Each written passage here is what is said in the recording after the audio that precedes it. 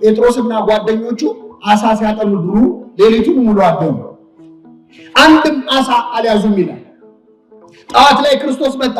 በጴጥሮስ ታንኳ ላይ ቆሞ አስተማረ። አስተምሮ ሲጨርስ የዮና ልጅ ስምዖን ሆይ አለው። አቤት አለ ቅዱስ ጴጥሮስ። ገና አያውቀውም ክርስቶስን፣ ለመጀመሪያ ጊዜ ነው ያገኘው። መረቡን ወደ ጥልቁ ጣለው አለው። ጴጥሮስ ጌታ ሆይ እኛ ሌሊቱን ሙሉ አጥምደን አንድም አሳ አልያዝንም። እንግዲህ ጴጥሮስ 50 ዓመት ነው አሳ ያጠመደው። ምዕመናን 50 ዓመት የሥራ ልምድ አለው። ግን እኔ ስራዬ ነው ልምድ ያለኝ አንተ መታ ትነግረኝም አላለም። ጌታ ሆይ ሌሊቱን ሙሉ ስናጠምድ አድረን አንድም አሳ አልያዝንም፣ ነገር ግን ስለ ቃልህ መረቡን እንጥላለን አለ። ከዛ መረቡን ጣሉት።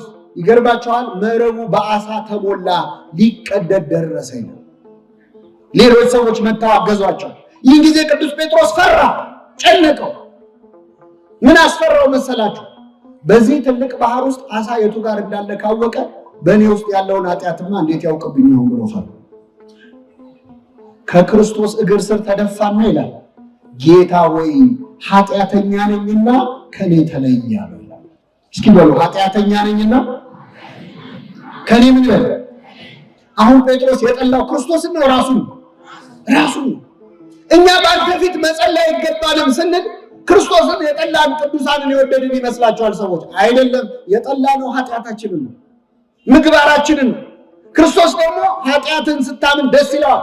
በአንተ ፊት መቆም አይገባኝም፣ የሰማይን ርዝመት ቀና ብያይ ዘንድ አገባቢ አይደለም፣ የቅዱሳንን ጸሎት ሰምተህ እባክህ ማረኝ ስንለው ምንም እንኳን ምግባራችን ጸሎት ተሰሚነት እንዲያገኝ የማያደርግ ቢሆንም ይችን ትሕትና አይቶ ግን እግዚአብሔር ይምረናል።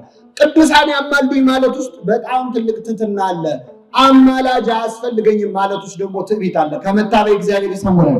አንድ ልጨምርላችሁና ወደ ሁለተኛው እመጣለሁ። አንዲት ሴት ወደ ክርስቶስ መጣች። ጌታ ሆይ ልጄን ፈውስልኝ አለች።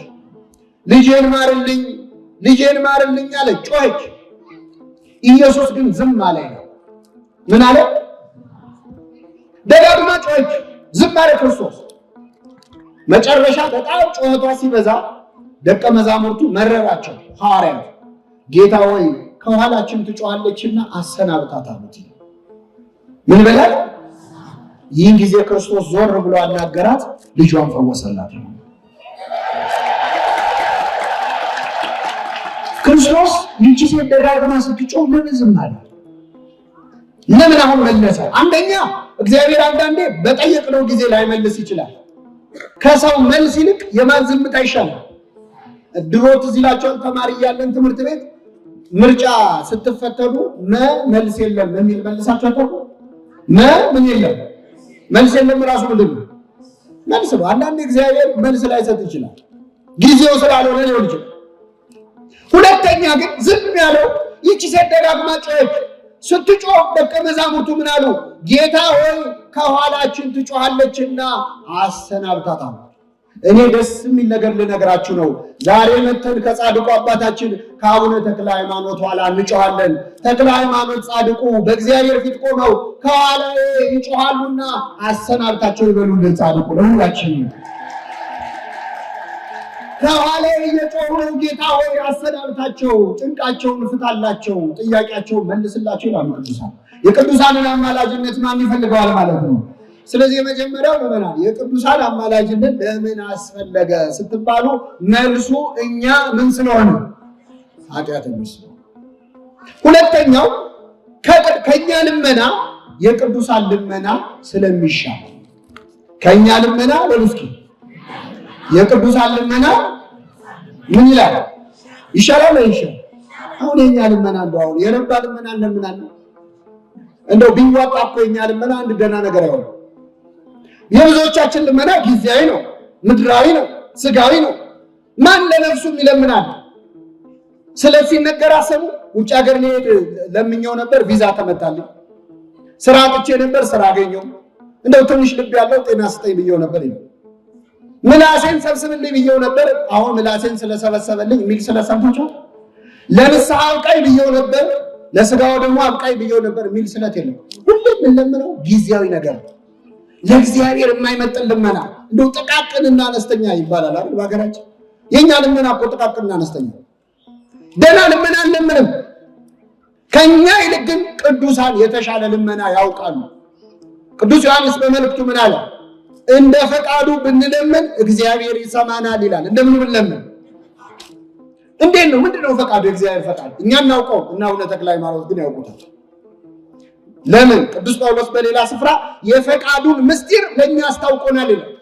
ቅዱሳን ፈቃዱን ያውቃሉ፣ ምን መለመን እንዳለበት ያውቃሉ። እኛ እኮ እግዚአብሔር ፊት ምን መለመን እንዳለብን አናውቅም። እንደውም የለመነውን ሁሉ ስላልሰማን ስሙ የተመሰገነ ነው። አሁን እንደው የለመነው ሁሉ ቢሰጠን እኮ ገደል ገብተን ነበር። ስንት ክፉ ልመና ለምናል፣ ምን ለምነውን አናውቅም። ቅዱሳን ግን ልመና ያውቃሉ። እኛ ንጉሥ ፊት ቀርበን ምን እንደሚጠየቅ አናውቅም። ታስታውሳላችሁ? ያቺ የሄሮድያዳ ልጅ ንጉሱ ምን አላት? የፈለግሽውን አደርግልሻለሁ፣ የመንግስቴም እኩሌታ ቢሆን ጠይቂኝ፣ ምን ልስጥሻለሁ? ብልጥ ናት ይህች ልጅ። ምን ልስጥሽ ሲላት ዝም ብላ ተራ ነገር ላለመለመን ልታማክር ወደ ማን ሄደች? ወደ እናቷ ሄደች። ምን ልለምን አለች። እናቷ ጥሩ አልመከረቻትም። እሷ ግን ብልህ ናት፣ ወደ እናቷ መሄዷ። እኛ እግዚአብሔር ፊት ቆሞ የሚለመን ነገር ከጠፋብን ምዕመናን አትጨነቁ፣ ወደ እናታችን ሂዱ፣ ወደ እመቤታችን። እሷ ታውቃለች፣ ልመና ምን እንደሚጠየቅ ታውቃለች። ሰዓሊት ለነፍሳቲነ ሕይወታ፣ ለነፍሳችን ሕይወት የምትለምን የማይረባ ነገር የምትለምን አይደለች፣ ጊዜያዊ ነገር የምትለምን አይደለች። ቅዱሳን የተሻለ ልመና ከኛ በላይ ያውቃሉ። እኛ ጊዜያዊ ነው የምንለምነው፣ እነሱ ዘላለማዊ ነው።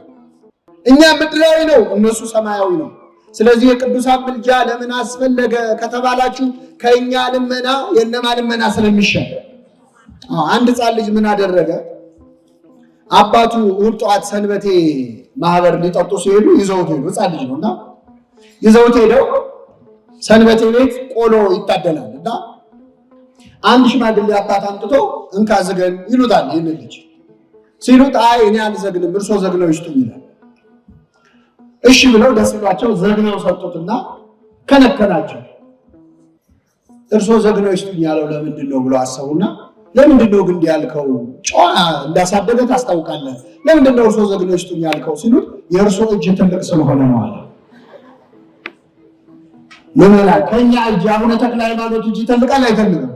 ለሁላችን ጻድቁ አባታችን አቡነ ተክለ ሃይማኖት በትልቅ እጃቸው በትልቅ ክንፋቸው የሚጠቅመንን ነገር ዘግነው ይስጡ ለሁላችን ሆኖ። ስለዚህ የቅዱሳን አማላጅነት ያስፈልገው አንደኛ እኛ ኃጢአተኞች ስለሆነ፣ ሁለተኛ ከኛ ልመና የነማ ልመና ስለሚሻል። ሁለት ልንገራችሁ እናበቃለን። እውነት እስካሁን የነገርኳችሁ ትንሹን ምክንያት ነው። ዋነኛው ምክንያት ግን ምዕመናን እግዚአብሔር በቅዱሳን መማለድ ስለሚፈልግ ነው።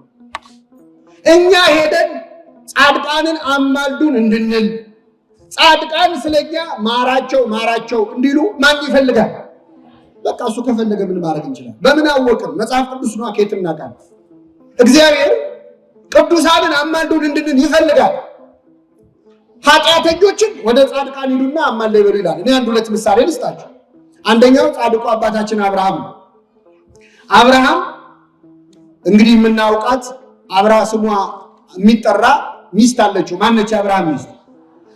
ሳራን ይዞ ወደ ጌራራ ወደሚባል ሀገር ሄደ። እዛ ሀገር ሲሄድ ሳራ እጅግ የተዋበች መልከ መልካም ስለሆነች እሷን ብለው እንዳይገሉት ፈራና ሚስቴ ናት በማለት ፈንታ እህቴ ናት አለ። የፈራው አልቀረም። የጌራራ ንጉሥ አቤሜሌክ ሳራን ሲያት በውበቷ ልቡ ተነደፈ። አገባታለሁ አለ።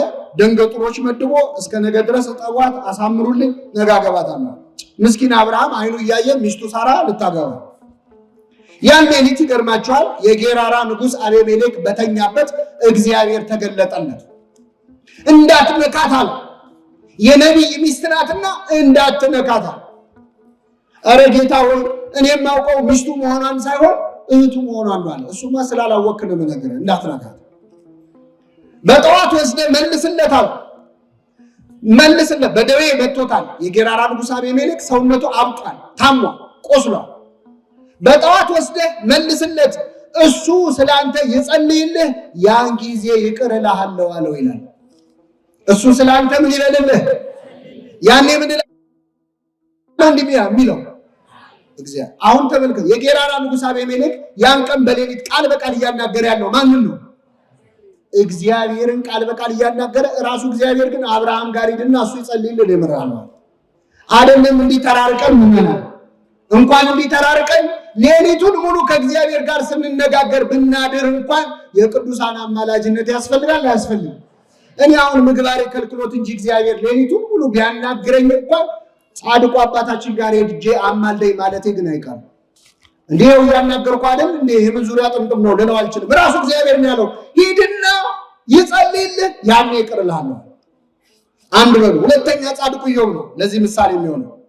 መጽሐፈ ኢዮብ ምዕራፍ 42 ላይ ኢዮብ እንደምታውቁት ያልደረሰበት መከራ የለም። መጀመሪያ ሀብት ንብረቱ ጠፋ። በአንድ ጊዜ በብዙ ሚሊዮን የሚቆጠር ንብረቱ ሲጠፋ እግዚአብሔር ሰጠ። የእግዚአብሔር ስም ምን ያለ ይሆናል? ቀላል ነው። አሁን ስንተርቀው አሁን እዚህ ጉባኤ ላይ ሞባይላችሁ ቢጠፋ እግዚአብሔር ሰጠ እግዚአብሔር ነሳ ትላላችሁ።